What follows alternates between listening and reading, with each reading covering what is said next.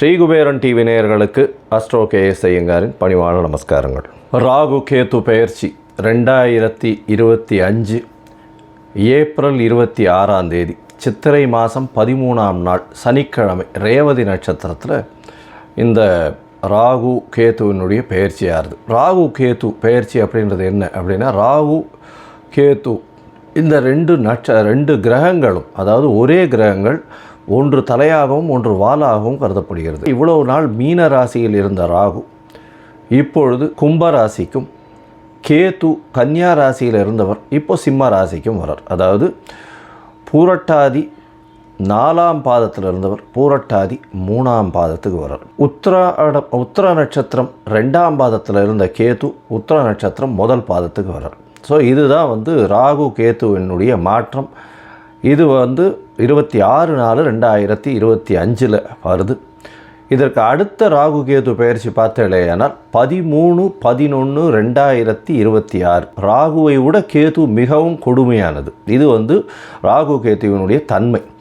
ராகுவை பொறுத்தவரையிலும் பார்த்தேனால் போக காரகன். அவர் ராகு எப்பொழுதுமே எல்லாத்தையும் அள்ளி கொடுக்குறவர். ஏதாவது எந்த ஒரு விஷயம் ₹1 கிடைக்கிற இடத்துல ₹100 கிடைக்கக்கூடிய அளவுக்கு பண்ணக்கூடிய போக காரகன். எல்லாவற்றிலும் அபரிமிதமான விஷயங்களை கொண்டு சேர்ப்பார்.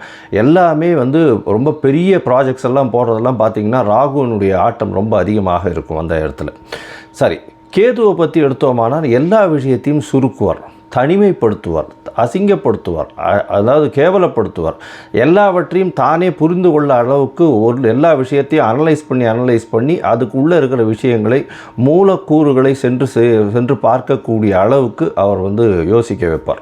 தன்னை தானே உணர்தல் அப்படின்றது கேதுவினுடைய ஆதிக்கம் அதிகமாக பொருந்தியவர்களுக்கு நிச்சயமாக உண்டு. இதை தவிர பார்த்தேனால் ராகுவை பொறுத்தவரையிலும் 1 100ஆக்கக்கூடியவர், ரொம்ப பெருசாக பிரம்மாண்டத்தை கொடுக்கக்கூடியவர். கேது 100 இருந்ததுன்னா 1 ஆகிடுவார், 1 இருந்தால் -100 ஆகிடுவார். அந்த மாதிரி ரொம்ப சுருக்கக்கூடியவர். அவர் இருக்கும் வீட்டையும் பார்க்கும் வீட்டையும் சுருக்கக்கூடியவர். இந்த பொதுவாகவே ராகு கேது ரெண்டுமே துர்கிரகங்கள். ஆனால் சுபர்களுடைய பார்வையோ சுபர்களோடு சேர்ந்து இருக்குமேயானால் ரொம்ப பெரிய ஏற்றத்தை கொடுக்கும். அதை தவிர பார்த்தேனால் சுபர்கள்னு சொல்கிறத விட அவர்கள் எந்த வீட்டில் இருக்கிறார்களோ அவர்கள் ஆட்சி உச்ச மூல திரிகோண வீடுகளாக இருந்து அது ஒரு பெரிய ஏற்றத்தை கொடுக்கும். திடீர் ஜாக்பாட்டெல்லாம் அடிக்கக்கூடிய காலகட்டமாக அமையப்போகிறது. இதை தவிர பார்த்தேனால் ராகுவை பொறுத்தவரையிலும், அதாவது வெளிநாட்டிலிருந்து, வெளி மாநிலத்திலிருந்து, வெளி ஊரிலிருந்து, வெளி மதத்திலிருந்து இவர்கள் மூலியமாக உங்களுக்கு இன்வெஸ்ட்மெண்ட் ஃபண்டு வரும், திடீர் வேலை பிராப்திகள் வரும். வெளிநாட்டிலிருந்து வெளிநாடு போகக்கூடிய வேலை பிராப்திகள்லாம் நிறைய வரும். அது தவிர பார்த்தேனால் வெளியூர் வெளி மாநிலம்லாம் போயிட்டு வரக்கூடிய வாய்ப்புகள்லாம் ரொம்பவுமே அதிகமாக இருக்கும். ஆனால் கேத்துவை பொறுத்தவரையிலும் பார்த்தேனால் கேத்துவுக்கு பொதுவாகவே பார்க்கும்போது அது மருத்துவ கிரகம்னு சொல்லக்கூடியது, மருந்து, அதை தவிர மயக்க நிலையை உருவாக்கக்கூடியது, மயக்க மருந்து, இந்த மாதிரியான விஷயங்கள், போதை வஸ்துக்கள், போதை தரும் இடத்துலையே ஒரு இடத்த விட்டு வெளியில் போகாமல் இருக்கக்கூடியது. ராகுவும் போதை தருவார். போதைக்கு உண்டான பொருட்களுக்கு உண்டானது இது பண்ணுறது, ட்ரக் டிராஃபிக்கிங் இதெல்லாம் பண்ணுறதுக்கும் ராகு வேணும். கேது அந்த மூலப்பொருளாக இருப்பார். அதுதான் ரொம்ப விஷயம். 2 பேருமே ஒரே இடத்துல வருவாங்க, ஆனால் கொஞ்சம் கொஞ்சம் மாறுபடுவாங்க. ரொம்ப ஜாக்கிரதையாக அதை கணக்கு பண்ணணும். அது தவிர பார்த்தேனால் அதாவது இந்த பில்லி சூன்யம் ஏவல் ஒருத்தரை பயமுறுத்துறது இந்த மாதிரியான விஷயங்கள் எல்லாம் கேத்துவனுடைய ஜாலங்கள் அதிகமாக இருக்கும். ராகுவை பொறுத்தவரையிலும் அவர் சொல்லி அடுத்தவங்க கேட்டு மயக்க வைக்கக்கூடிய அளவுக்கு அந்த கரும்பாம்பு செம்பாம்புன்னு சொல்லுவாங்க. ராகுவை கரும்பாம்புன்னும் கேத்துவை செம்பாம்புன்னு சொல்லுவாங்க. ராகுவுக்கு பார்த்திங்கன்னா 18 வருஷம் இந்த விம்சோத்தரி திசையில் கொடுத்துருக்காங்க. கேத்துவுக்கு 7 வருஷம் கொடுத்துருக்காங்க. 18 வருஷத்தில் ஒருவருக்கு ராகு நல்லபடியாக இருந்து சுவர்களால் பார்க்கப்பட்டு அவர்களுடைய இருந்த இடத்தினுடைய வீட்டினுடைய அதிபதி ஆட்சி உச்ச மூல திரிகோணம் திக்பலம் இந்த மாதிரியான விஷயங்கள் அடைந்திருந்தாரே ஆனால் நல்ல ஒரு யோகத்தை அந்த காலகட்டத்தில் கொடுப்பார். ராகுவுக்கும் கேத்துவுக்கும் சிறு அதாவது பிரச்சனைகள் இருக்குமேயானால், அவர்கள் இருக்கும் இடத்தின் மூலியமாக பிரச்சனை இருக்குமேயானால் அவர்களுக்கு என்ன எளிய பரிகாரம் செய்யலாம் அப்படின்றத பார்க்கும்பொழுது ராகுவுக்கு எளிமையான பரிகாரம் அப்படின்னு சொல்லக்கூடியது ராகு காயத்ரி. ராகு காயத்ரி அப்படின்றத சொல்கிறோம்னா, ஓம் நாகத்வஜாய வித்மஹே பத்மஹஸ்தாய தீமஹி தன்னோ ராகு பிரச்சோதயாத். கேதுதா காயத்ரி அப்படின்னு சொல்லக்கூடியது ஓம் அஸ்வத்வஜாய வித்மஹே சூலஹஸ்தாய தீமஹி தன்னோ கேது பிரச்சோதயாத்து அப்படின்றதையும், ஒரு நாளைக்கு ராகுவினுடைய காயத்ரி 7 முறையும் கேதுவினுடைய காயத்ரி 4 முறையுமாவது சொல்வதன் மூலியமாக ராகு கேத்துவுக்கு செய்யக்கூடிய எளிய பரிகாரமாக சொல்கிறோம். ராகு கேத்துவுக்கு வேறு என்னென்ன அப்படின்னா, ராகுவுக்கு உண்டான கடவுளாக சொல்லக்கூடியது இந்த பத்ரகாளி, மிகுந்த கோபத்தில் இருக்கக்கூடிய, ஆக்ரோஷத்தில் இருக்கக்கூடிய கடவுள்கள். அதுக்கப்புறம் பார்த்தீங்கன்னா இது ஐயனார், பிரத்யங்கரா, இவங்கெல்லாம் ராகுவுக்கு உண்டான தெய்வங்களாக சொல்லக்கூடியது. நரசிம்மர் ராகுவுக்கு உண்டான தெய்வம். ஏன்னா மிகுந்த கோபத்தோடு ஆக்ரோஷத்தோடு இருக்கக்கூடியவர். இதெல்லாம் இந்த தெய்வங்கள் எல்லாமே ராகுவுக்கு உண்டான பரிகார ஸ்தலங்களாக இந்த தெய்வங்கள் இருக்கக்கூடிய இடத்த இது பண்ணலாம். இவர்களுக்கு எலுமிச்சம்பழம் மாலை, எலுமிச்சம்பழம் இதில் நல்லெண்ணெய் விட்டு இது ஏற்றுறது, எண்ணெய் விட்டு திரி போட்டு விளக்கு ஏற்றுறது.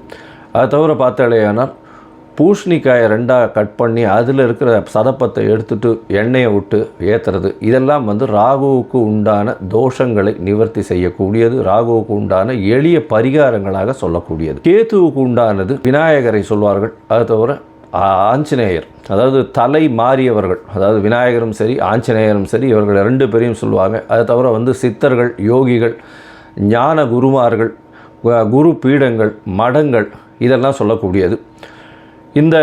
இந்த இடத்துக்கெல்லாம் போய் உங்களால் முடிஞ்ச படிப்புக்கு உண்டான ஏதாவது உங்களால் தானங்கள் செய்ய முடிஞ்சதே ஆனால் இந்த இடத்துல ஒரு நல்ல ஏற்றம் கிடைக்கும். ஆட்டிசம் சைல்டு, மனநலம் சற்று பேதலித்து குன்றி இருக்கக்கூடிய குழந்தைகள், வளர்ச்சி குன்றிய குழந்தைகளுக்கு உங்களால் முடிந்ததை செய்யும் பொழுது கேத்து பகவானின் மூலியமாக வரக்கூடிய எல்லா பிரச்சனைகளிலிருந்தும் நிச்சயமாக விடுதலை பெறலாம். ராகு கரும்பாம்பு, பாம்பு அப்படின்னு சொல்கிறதுனால கரு நீலம் அவருடைய கலராக சொல்லக்கூடியது.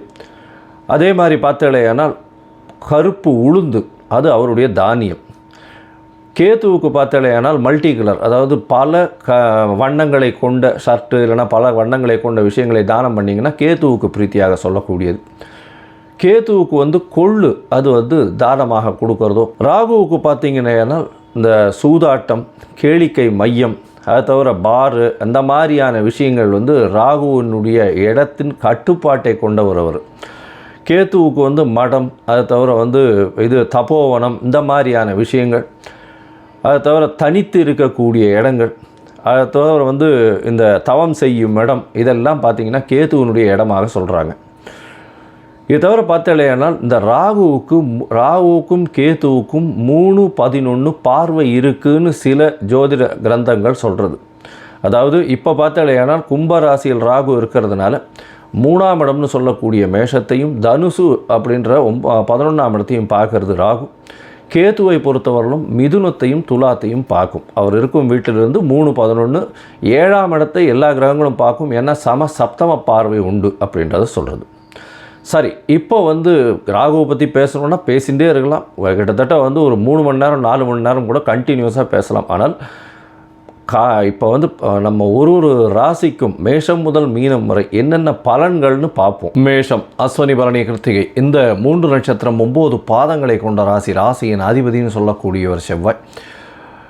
இந்த ராகு கேதுவின் பெயர்ச்சி பார்த்தால் இவ்வளவு நாளாக ராகு உங்களுடைய ராசிக்கு 12ஆம் இடத்துல இருந்தார். 12ஆம் இடத்துல இருந்து மிகப்பெரிய தொல்லை கொடுத்துட்டு இருந்தார். தூக்கத்தை அடியோடு கஷ்டப்படுத்தி கொண்டிருந்தார். உங்களுடைய மன அலைகள் ரொம்ப அதிகமாக போகக்கூடிய காலகட்டமாக இருந்தது. இந்த காலகட்டத்தில் பார்த்தேனால் எல்லா விஷயத்திலையும் செலவுகள் அதிகம், தேவையற்ற செலவுகள் அதிகம், விரக்திகள் கொஞ்சம் அதிகம். இப்போ இந்த ராகு கேத்துவின் பெயர்ச்சி பெரிய ஏற்றத்தையும் மாற்றத்தையும் உங்களோட வாழ்வில் கொடுக்க போகிறது. ராகு உங்களுடைய ராசிக்கு 11ஆம் இடத்துல வரார். கேத்து உங்களுடைய ராசிக்கு 5ஆம் இடத்துக்கு வரார். 6ஆம் இடத்துல இவ்வளோ நாளாக இருந்த கேத்து 5ஆம் இடத்துல வரார். 6ஆம் இடத்துல உடல்நிலையில் பாதிப்பு, அதாவது ருணரோக சத்ரு ஸ்தானத்தில் இருந்தவர் உடல்நிலையில் பாதிப்பை கொடுத்திருந்தார். இந்த அதாவது என்ன நோயின்னே தெரியாத அளவுக்கு கொடுத்திருந்தார். இப்போ அவர் 5ஆம் இடத்துக்கு வரார். 5ஆம் இடம்னு சொல்லக்கூடியது சிம்மம், அந்த இடத்துக்கு வரார். ராகு உங்களுடைய ராசிக்கு 11ஆம் இடம்னு சொல்லக்கூடிய கும்பத்துக்கு வரார். சரி, இந்த 11ஆம் இடத்துக்கு வர்றதுனால என்ன அப்படின்னா, 11ஆம் இடம்னு சொல்லக்கூடியது உங்களுடைய அபிலாஷைகள், உங்களுடைய எண்ணங்கள் எல்லாமே நிறைவேறக்கூடிய காலகட்டமாக அமைய போகிறது. நீங்கள் எது நினைக்கிறீர்களோ அது நிச்சயமாக அமரும். அதுவும் ராகுவே போய் உட்கார்ந்துருக்க இந்த காலகட்டத்தில், இந்த 1.5 வருஷ காலத்தில் பார்த்தேடையானால் ராகு சனியோடு சேர்ந்து உட்காந்துருக்கார். 11ஆம் இடத்துல சனியோடு சேர்ந்து உட்காந்துருக்கார். 2 துர்கிரகங்கள் 11ஆம் இடம் அப்படின்னு சொல்லக்கூடிய ஆபோகுலி ஸ்தானத்தில், அந்த மறைந்த இடம் ஆபோகுலி ஸ்தானம், பணவரவு ஸ்தானம்னு சொல்லக்கூடிய இடத்துல 2 துர்கிரகங்கள் இருக்கிறது மிகவும் ஏற்றம். பொதுவாகவே இந்த துர்கிரகங்கள்லாம், அந்த சனி ராகு இந்த மாதிரியான துர்கிரகங்கள் 11ஆம் இடமெல்லாம் இருந்ததுன்னா, 3, 6, 11 இதெல்லாம் இருந்ததுன்னா மிகப்பெரிய ஏற்றத்தை கொடுக்கும். பணவரவிற்கு எப்பவும் பஞ்சம் இருக்காது. செய்யக்கூடிய தொழிலில் அபரிமிதமான யோகத்தை கொடுத்து உங்களுக்கு என்ன வேணுமோ மிகப்பெரிய மாற்றங்களையும் ஏற்றங்களையும் உங்களுடைய வாழ்நாளில் ஏற்படுத்தி கொடுக்கக்கூடிய காலகட்டமாக அமைய போகிறது. இந்த காலகட்டத்தில் பார்த்தீங்கன்னா ராகு 11ஆம் இடத்துல இருக்கிறது ஒரு மிகப்பெரிய ராஜயோகத்தை கொடுக்கும். எல்லா விஷயத்திலையும் பெரிய ஏற்றம் இருக்கும். இருந்தாலும் மூத்த சகோதர சகோதரிகளோட அந்த அளவு ஒரு பிரச்சனைகள் வந்து கொண்டே இருக்கும், பிணக்கு இருக்காது. பண வரவும் பார்த்தோம்னா மறைந்த இடத்திலிருந்து திடீர் பண வரவு வரும். அதுவும் இந்த ராசிக்காரர்கள், மேஷ ராசிக்காரர்கள், அந்த தண்ணீர் அந்த மாதிரியான விஷயங்கள், கருப்பு சம்பந்த மறைந்த இடத்திலிருந்து இருக்கக்கூடிய குரூடு, பெட்ரோலு, இரும்பு சம்பந்தப்பட்ட தொழில், அது தவிர கம்யூனிகேஷன் தொழில், இதெல்லாம் பண்ணின்னு இருக்காளே ஆனால் அவளுக்கு பெரிய ஏற்றம்.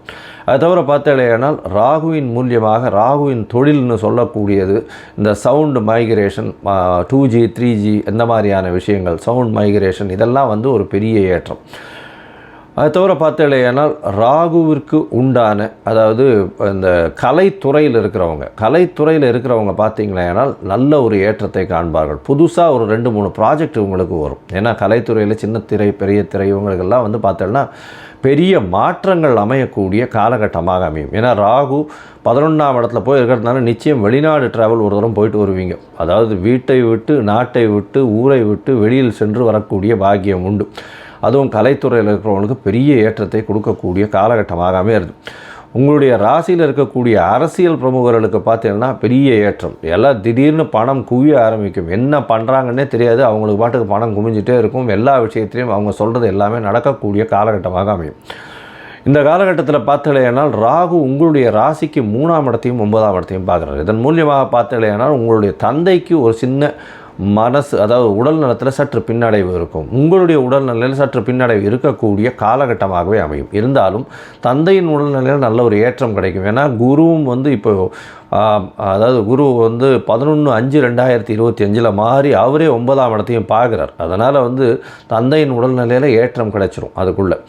ஆனால் உங்களுடைய உடல்நிலையில் சற்று உன்னிப்பாகவும் கவனிப்பாகவும் இருக்கிறது ரொம்பவும் நல்லது. இந்த காலகட்டத்தில் கேது உங்களுடைய ராசிக்கு 5ஆம் இடத்துல இருக்கார். 5ஆம் இடத்துல இருக்கக்கூடிய கேது குழந்தை பிராப்திக்கு பிரச்சனையை கொடுப்பார். இவ்வளோ நாளாக குழந்தைகள் இல்லை அப்படின்னு இருக்கிறவாளுக்கு குழந்தை பிராப்திக்கு கொஞ்சம் பிரச்சனையை கொடுத்தே தீருவார். ஏன்னா கேது 5ஆம் இடத்துல இருக்கார். கேதுவை சனி வேற பார்க்குறார் மூல திரிகோண வீட்டிலேருந்து. அதனால் இந்த காலகட்டத்தில் 5ஆம் இடத்தை சுருக்கக்கூடிய அந்த காரகத்துவத்தை சுருக்கிடுவார் அவர். 5ஆம் இடத்தினுடைய விஷயத்தை சுருக்குவார். அதாவது உங்களுடைய பதவி, புகழ், அந்தஸ்து, கௌரவம், அதை தவிர பார்த்தோம்னா உங்களுடைய குடும்பத்தில் வாரிசுகள் வர்றது, இதெல்லாத்தையும் சற்று பின்னடைவு செய்வார். உங்களுடைய குழந்தைகளை விட்டு நீங்கள் பிரிந்து செல்லக்கூடிய காலகட்டம், இதெல்லாம் வரக்கூடிய வாய்ப்புகள் நிச்சயமாக இருக்கும்.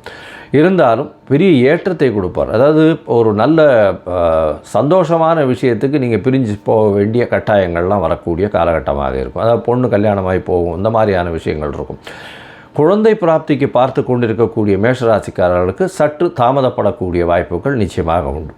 இந்த காலகட்டத்தில் பார்த்தேனால் உங்களுடைய ராசிக்கு 5ஆம் இடத்தில் இருக்கக்கூடிய கேது பகவான் ராசிக்கு 3ஆம் இடத்தையும் ராசிக்கு 7ஆம் இடத்தையும் பார்க்குறார். இதன் மூலியமாக பார்த்தாலேயானால் உங்களுடைய முயற்சியில் சிறு சிறு தடைகள் வந்தாலும் நிச்சயமாக வெற்றி இலக்கை அடையக்கூடிய வாய்ப்புகள் உண்டு. அது தவிர பார்த்தோம்னா இளைய சகோதரர்களோடு நல்ல ஒரு அண்டர்ஸ்டாண்டிங் இருக்கக்கூடிய காலகட்டமாக இருக்கும்.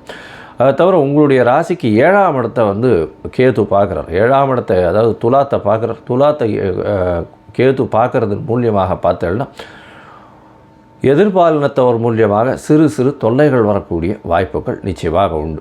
பார்ட்னர்ஷிப் பிஸ்னஸில் கொஞ்சம் ஜாகிரதையாக இருக்கிறது ரொம்பவும் நல்லது. அதை தவிர பார்த்தீங்கன்னா பார்ட்னர்ஷிப் பிஸ்னஸில் பார்ட்னருடைய கை ஓங்கி இருக்கக்கூடிய காலகட்டமாக அமைய போகிறது. உங்களுடைய ராசிக்கு சொந்த தொழிலில் பெரிய அபிவிருத்தி இருக்கும். ஏன்னா 10-11 அதிபதி 11ஆம் இடத்துல இருக்கிறதும் ராகுவோடு சேர்ந்து இருக்கிறதுனால அபரிமிதமான ராஜயோகத்தை கொடுக்கக்கூடிய காலகட்டமாக அமைய போகிறது. மொத்தத்தில் இந்த ராகு கேத்துவின் பயிற்சி உங்களுக்கு வாழ்நாளில் ஒரு பெரிய ஏற்றத்தையும் மாற்றத்தையும் உங்கள் வாழ்நாளில் கொடுக்க போகிறது. இந்த காலகட்டத்தில் வந்து நீங்கள் அருகில் இருக்கக்கூடிய, அதாவது திருக்காலச்சேரி அப்படின்ற இடம் இருக்குது, அந்த இடத்துக்கு போய் அங்கே இருக்கக்கூடிய திருக்காலச்சேரியில் போயிட்டு அங்கே ராகு கேத்துவின் தோஷங்கள் தீர்க்கக்கூடிய விஷயங்களை செஞ்சுட்டு வாங்க. அது தவிர எளிய பரிகாரங்களும் சொல்லியிருக்கேன், அதை பண்ணுங்க. பண்ணுறதன் மூலியமாக ராகு கேத்துவினுடைய இந்த கோச்சார மாற்றம் உங்களுக்கு பெரிய ஏற்புடையதாக இருக்கும். அதாவது தசாபுக்தி சரியில்லாமல் இருக்கிறவங்களுக்கு கோச்சாரம் நல்லபடியாக இந்த காலகட்டத்தில் வேணுமே ஆனால் இந்த காலகட்டம் நிச்சயமாக உங்களுக்கு ஏற்றத்தை கொடுக்கும். பண வரவிற்கு பஞ்சம் இருக்காது. உடல் நலத்தில் ரொம்பவும் பெரிய ஏற்றம் இருக்கக்கூடிய, அதாவது உடல் நலத்தில் சற்று பின்னடைவு இருக்கும். மொத்தத்தில் பார்த்தேனால் பண வரவு எல்லா விஷயத்திலையும் இருக்கும். உடல் நலத்தில் சற்று பின்னடைவு இருக்கக்கூடும். மூத்த சகோதரிகளோடு சற்று பிணக்கு ஏற்படக்கூடிய வாய்ப்புகள் உண்டு. அரசியல்வாதிகளுக்கு நல்ல ஒரு ஏற்றமான காலம். மருத்துவர், அது தவிர பொறியியல் வல்லுநர்கள், இந்த கம்யூனிகேஷன் வியாபாரம் பண்ணுறவங்க, இவங்களுக்கெல்லாம் பெரிய ஏற்றம் கிடைக்கக்கூடிய வாய்ப்புகள் நிச்சயமாக உண்டு. உங்களுடைய ராசிக்கு குழந்தை பிராப்திக்கு சற்று நிதானம் தேவை. இந்த காலகட்டம் அந்த அளவுக்கு சரி வராது. அது தவிர பார்த்தேனால் குழந்தைகள் மூலியமாக நல்ல ஒரு ஏற்றம் கிடைக்கக்கூடிய காலகட்டமாக அமைய போகிறது. குழந்தைகள் சற்று பிரிந்து இருக்கக்கூடிய வாய்ப்புகள் நிச்சயமாக இருக்கும். முயற்சிகள் எல்லாமே வெற்றி பெறக்கூடிய வாய்ப்புகள் நிச்சயமாக உண்டு. உங்களுடைய ராசிக்கு பார்த்தேன்னா உடல் நலத்தில் சற்று பின்னடைவு இருக்கும். ஜாகிரதையாக இருக்கிறது நல்லது. மொத்தத்தில் இந்த மேஷராசிக்காரர்களுக்கு பெரிய ஏற்றம் மாற்றம் வரக்கூடிய காலகட்டம். 95 விழுக்காடு ஒரு பெரிய ஏற்றத்தை கொடுக்கக்கூடிய காலகட்டமாக அமைய போகிறது. ஸ்ரீ குபேரன் டிவியை பார்த்தமைக்கு நன்றிகள். மேலும் இது போன்ற தகவல்களை தெரிந்து கொள்ள ஸ்ரீ குபேரன் டிவியை சப்ஸ்கிரைப் செய்யுங்கள். மறக்காமல் பெல் ஐக்கானை கிளிக் செய்யுங்கள்.